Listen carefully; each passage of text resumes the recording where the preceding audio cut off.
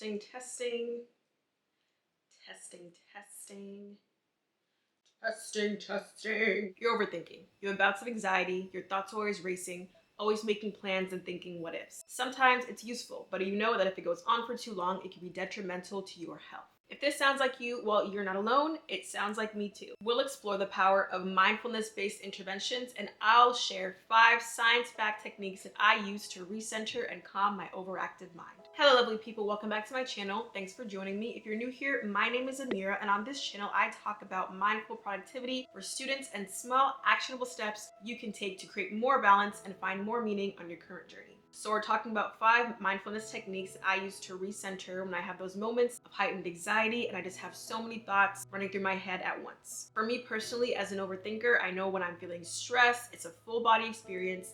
It's happening in my head, but I also feel that tension in my body as well. Now, there's so many reasons for an overactive mind or overthinking. Overthinking involves repeatedly dwelling on the same thoughts, analyzing them from various angles, and oftentimes focusing on the worst case scenarios or negative outcomes, which can be highly distressing and can interfere with just living and going about life if you let it go on for too long. An overactive mind can have various causes or a combination of them, such as stress and anxiety, depression, lack of adequate sleep, etc. So it's best to see a licensed professional for help. But in those moments, I do my best to employ some small effective techniques that I use to just quiet my mind and move on to something that I know is a better use of my time to think about or do. So let's first define mindfulness. Mindfulness is a practice of being present, aware of your thoughts, feelings, and body sensations without judgment.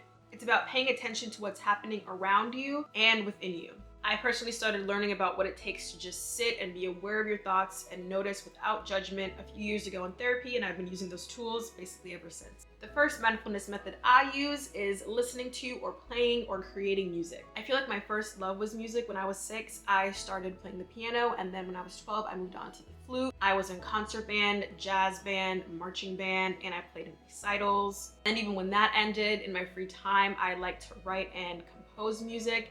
And then even when I wasn't doing that, I was always listening to music. So it really just had such a profound effect on my mental state. One study found that listening to music can reduce levels of cortisol, which is the body's primary stress hormone, and perceived stress in daily life. Music can evoke positive emotions and distract your mind from negative thoughts. As a stress relief tool, just create a playlist of relaxing songs or songs that energize you. I personally find it important to really just give myself the time and space to immerse myself in the music. I appreciate the melodies, the rhythms, the harmonies. I sing or dance around. I just really let myself be present in the moment and appreciate the music. The next method I utilize is breathwork. I personally find that mindful breathing helps me just connect and come back to the present and gives me something physical to focus on. One study explored diaphragmatic breathing and found that the experimental group exhibited improved attention and reduced negative affect and stress compared to the control group, and that these effects were maintained 1 month after the training program ended. Breathing exercises can help you regulate your breathing and help control the relaxation response that combats the fight or flight response that's activated by high levels of cortisol. To practice breathing exercises, try sitting or lying down in a comfortable position and inhale for 4 seconds. Hold your breath for 4 seconds and then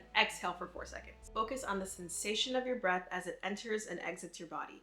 If your mind wanders, gently bring it back to your breath. I also try and visualize the energy rushing in as I inhale, circulating throughout my body, and flowing out as I exhale, fully utilizing my lung volume as much as I can. This leads us to the next method, which is aromatherapy. I feel like I'm always trying to find an excuse to incorporate scents in my day. I love to set the mood with a candle, incense, or my diffuser, but I'll usually opt for my diffuser just to minimize any particulates in the air. One study used various types of aromatherapy, such as inhalation, massage, and bath, and showed that aromatherapy was associated with significant reductions in stress-related outcomes compared to the control. So again, increasing the relaxation response and decreasing the fight or flight response. If you want to dabble in aromatherapy, just experiment with different scents till you find the one that works best for you. My personal favorites are lavender, eucalyptus, and bergamot. The next mindfulness method is meditation. Mindfulness meditation is really good for focusing on the present moment and reducing anxiety and negative thoughts. One study explored the effectiveness of meditation in reducing college-related stress and promoting mindfulness, and showed that after a 6-week program compared to the control group, the centering meditation group exhibited significant reductions in perceived stress and increase in mindfulness. I feel like there are so many resources now that provide guided meditation for beginners. I know Calm and Headspace are 2 great apps. YouTube is also a great resource for free. When I wake up in the morning and it's more quiet and I know everyone's still asleep and I have a few minutes to myself, I'll just take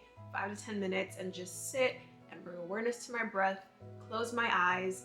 If my mind wanders somewhere else, I'll try to gently nudge it back. And then once I'm done, I can just get out of bed and then start my busy day. But it really just sets the tone. The next mindfulness method is getting adequate exercise. Regular exercise has been repeatedly shown to reduce stress levels and improve mood, in addition to all the other physical benefits. And this doesn't even have to be rigorous aerobic exercise either, just a simple walk will do. Walking is an everyday activity that you can turn into a mindfulness practice. As you walk, just focus on your breath and the sensation of your feet touching the ground. And if your mind wanders, just bring it back to your breath and your feet.